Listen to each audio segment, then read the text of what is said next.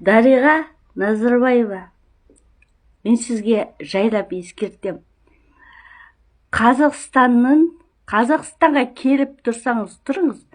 Бірақ та, мына Қазақстан Республикасының президенті Қасым-Жомарт Тоқаев мырзаның жұмысына, біздің президенттің жұмысына, біздің депутаттардың жұмысына араласушы болмаңыз. Түсініңіз ба? Дариға, түсініп тұрсыз ба? Араласпаңыз. Референдумға да араласпаңыз.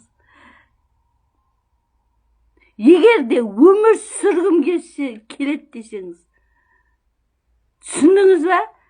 Сізді сотқа беру керек. Халықты жек кеткеніңіз үшін. Мына жерде заңгерлер бар ма?